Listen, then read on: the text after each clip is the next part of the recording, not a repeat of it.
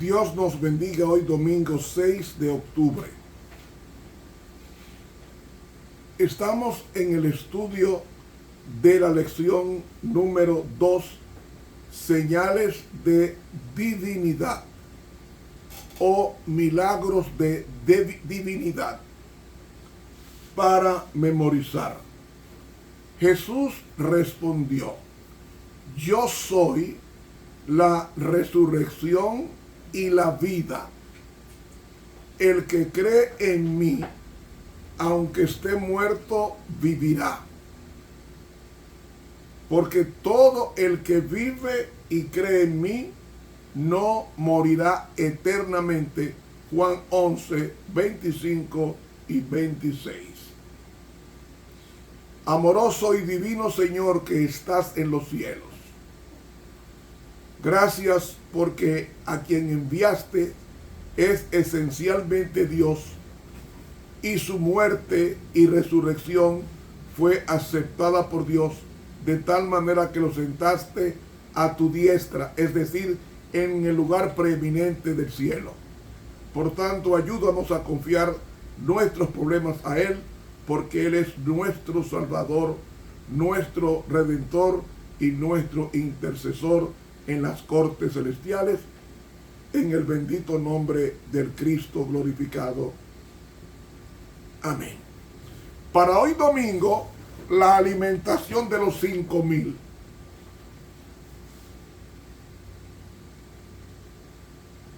Había llegado los días de la Pascua. Esta fue la Pascua que Cristo no asistió, la única de las 4 que hubo. Esta fue la única Pascua que Él no asistió. Era el mes de Nisan o Abib, que es el primer mes del calendario judío correspondiente a marzo-abril. Era el año 30, faltaba un año exacto para ser crucificado en el Calvario. Y nos dice Juan que pasadas estas cosas,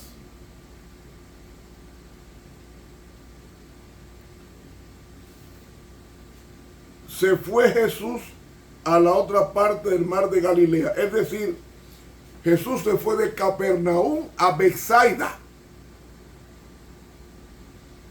específicamente a Julias, que está al otro lado del mar de Galilea, que es el mar de Tiberias. Tiberias era porque se le puso ese nombre en honor a César Tiberio.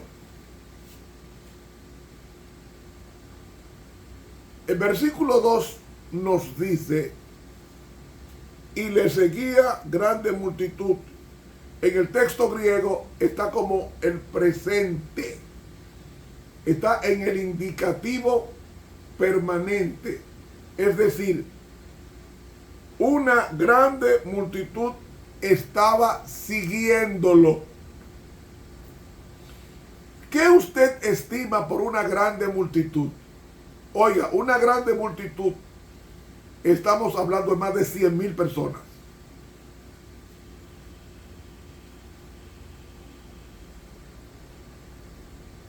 ¿Cómo Jesús, eso es 100,000 personas exageradamente hablando, pero esa gran multitud estaba compuesta de no más de 10,000 a 15,000 personas. Porque me dice aquí, porque veían las señales, es decir, los milagros que hacía en los enfermos. No hubo un enfermo delante de Jesús que se fuera enfermo. Todos fueron sanados, porque donde está Dios no existe ni la enfermedad permanente, ni existe los elementos furiosos de la naturaleza que Él no calme, y no existe la enfermedad catastrófica, porque Él todo lo cura, todo lo sana. ¿Por qué? Porque en Él estaba la vida. Nunca la muerte ha estado cerca de Dios. Porque la muerte es la paga del pecado y Dios es santísimo, donde nunca habitó ni habitará el pecado. Es imposible, como es imposible a un hombre vivir sin respirar, así le es a Cristo pecar. Imposible. Dios es esencialmente santísimo. Pero Él se hizo carne porque son tres divinas personas que pueblan el universo. Dios Padre, Dios Hijo y Dios Espíritu Santo. No son tres dioses. Dios es una familia compuesta de tres personas llamadas Dios. Seguimos. Y subió Jesús a un monte y se sentó allí con sus discípulos. A Jesús le gustan las alturas. Le gustan las alturas. Jesús subió al monte a orar. Jesús subió al monte a predicar. Jesús subió al monte a transfigurarse. Le gustan las alturas. Porque Él, dice la Biblia, Él habita en las alturas. Para que el hombre sepa que el hombre es nada. Para que se humille, para que dependa de Él. Todo lo que tú te comes, creado por Dios, fue hecho para sustentarte. Y lo que tú te comes, sea pan o leche, lo que fuere, es sustentado por el cuerpo y por la sangre de Cristo. Nada es hecho, cómanselo, no. Todo eso es diariamente sustentado por el poder de Dios. Versículo 4. Y estaba cerca la Pascua, la fiesta de los judíos. Recuerden que Juan está escribiendo a un sector no judío. Por eso él escribe así. El versículo 5 dice: y como alzó Jesús los ojos y vio que había venido. El griego dice: y vio que venía a él gran multitud. ¿Sabe cuánto eran? Entre 10 a 15 mil personas. Porque dice a Felipe era de Betsaida: ¿de dónde compraremos pan para que coman estos? Estaba por oscurecer, nos dice el deseado, página 336. ¿Y cómo esa gente se puede ir sin comer? O sea, que lo que pasa es que mientras Jesús predicaba, la gente no sentía hambre. Mientras Dios le predicaba y conversaba con Moisés en el monte Sinaí, él no sentía hambre. Mientras Cristo estuvo 40 días en íntima comunión con el Padre, no sintió hambre. El hambre viene cuando después hacemos posición anterior y ahí viene la sensación del hambre. Porque no solamente de pan vive el hombre, sino de toda palabra que sale de la boca de Dios. Mas esto decía para probar la fe de Felipe, porque él sabía lo que había de hacer. Respondió Felipe: 200 denarios de pan no les bastarán para que cada uno de ellos tome un poco. Un denario era el salario de un día de un trabajador. Y con un denario comían 25 personas. O sea, 200 denarios equivaldría a mantener 5,000 personas. Y Felipe dijo: 5,000 personas no podrán ser mantenidas con 200 denarios de pan. Le dice uno de sus discípulos, que es Andrés, hermano de Pedro: un muchacho está aquí que tiene 5 panes de cebada. La cebada era la comida de un pobre. No pan de trigo, sino pan de cebada. Y 2 pececillos. Es decir, estaban listos como especie de un bocadillo. Más que esto, entre tantos, le dice Jesús: haced recostar la gente. O sea, que se acomoden. Y había mucha hierba en aquel lugar y recostaron como 5,000 varones. Dice otro evangelio que eran 5,000 varones sin contar las mujeres y los niños. Es decir, estamos hablando que había aproximadamente entre 10 a 15,000 personas que Jesús tenía que alimentar. Por eso dice una gran multitud. Y dice, y tomó Jesús aquellos panes y habiendo dado gracias, no podemos sentarnos a comer en la mesa sin orar al Señor en gratitud al pan que nos vamos a comer.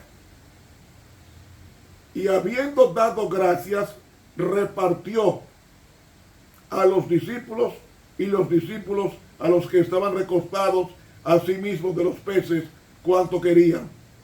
Una mejor traducción que es todo lo que todo lo que querían. ¿Saben? Dice en el deseado que el pan, cuando llegó a la mano de Jesús, de la mano de Jesús salía la multiplicación. Daba la mitad de un pan y había la otra mitad, venía otra mitad, y así ese pan se multiplicó, mantuvo entre 10 a 15,000 personas, todas satisfechas al final. Y voy a decir algo jocoso, a ninguna de ellas les dio dolor de barriga ni de estómago, porque la comida que multiplicaba Jesús era comida de Dios. Dice en los Salmos que la comida que comieron los israelitas en el desierto, el maná, era pan de ángeles, y a ninguno de ellos por 40 años les dolió la barriga, porque era pan sagrado. Versículo 12. Y como fueron saciados, dijo a sus discípulos, juntar los pedazos que han quedado para que no se pierda nada. ¿Sabe qué significa eso? No fue que sobró de gente que le sobró, se quitó de la boca, no le cabía más y lo soltaron. No, la sobra fue intacta de la gente. Lo que sobró que la gente no alcanzó, porque siempre hay pan en las manos de Dios para un necesitado. Versículo 13. Juntaron pues y llenaron 12 cestas de pedazos de 5 panes de cebada que sobraron a los que habían comido. Jesús dijo, guarden lo que quedó, no desperdicien la bendición que yo he dado. Y dice, aquellos hombres entonces, como vieron el milagro que Jesús había hecho, decían, este ciertamente es el profeta. ¿A qué profeta se menciona aquí? Al profeta de Deuteronomio 18:15, que es el profeta Jesús, que iba a venir al mundo. Que iba a venir al mundo. Amigo, hay pan en la despensa de Dios. Y ese pan representa al mismo Cristo. Ese pan, dice, yo soy el pan vivo que descendió del cielo en Juan 6. Ellos estaban siendo alimentados con un pan que simbolizaba el nutriente del cielo llamado Jesús de Nazaret. ¿Y cuál es el pan que Dios nos ofrece hoy? El pan que nos ofrece hoy es la Biblia. La Biblia, la palabra de Dios, es el pan que Dios nos ofrece para alimentar nuestras almas, como nos dice el profeta Isaías en el capítulo 55, que dice con relación al pan, dice textualmente, venid los sedientos, venid a las aguas, y los que no tienen dinero, venid, comprad y comed. Venid, comprad sin dinero y sin precio vino y leche. Entonces dice, así será mi palabra que sale de mi boca, no volverá a mí vacía, antes hará lo que yo quiero y será prosperada en aquello para que la envíe. Él es el pan de vida. La palabra de Dios es el pan que el ser humano necesita para alimentar su alma contra las maquinaciones del enemigo. El tiempo se nos ha agotado. Para mañana lunes continuamos el estudio realmente este es el profeta.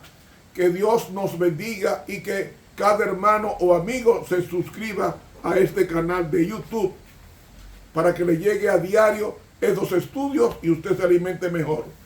Que el Señor continúe con todos, con ustedes, el profesor en teología Ramón Romero.